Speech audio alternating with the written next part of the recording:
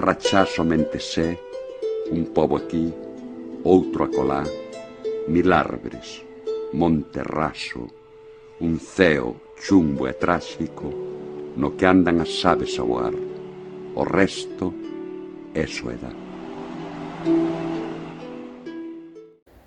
Hai xa máis de 50 anos, é de 51, porque foi no ano 1969, a principios, que fun por primeira vez á casa de Manuel María de Saleta en Monforte.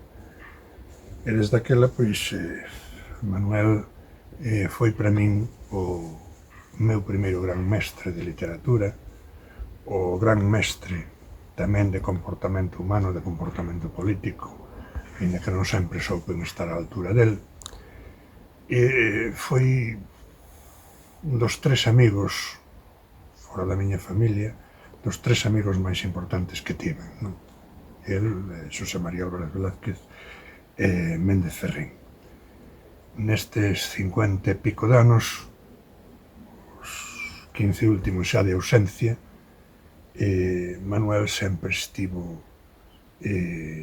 a miña vista, porque eu sempre mirei para el para saber o que faría Manuel en moitas circunstancias. Ás veces tamén desacordo con el, ás veces criticando incluso. Debín ser un dos poucos que criticou algunha vez as súas accións ou os seus problemas.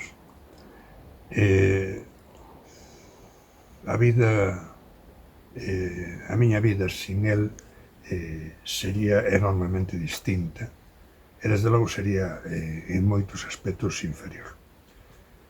El era un home bon, era un home extraordinariamente bon que cando coñecín ali nos anos 69, 70, por aí, era absolutamente feliz.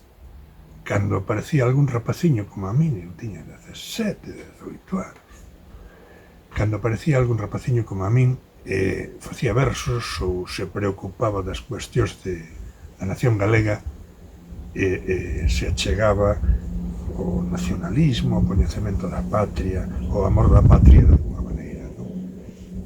El foi quen publicou o meu primeiro libro, como publicou o primeiro libro de outros autores, por exemplo, de Margarita Ledo ou de Fiz Vergara Vilariño. Foi moito dentro da cultura galega e sobre todo dentro da cultura galega nacionalista de esquerdas, non?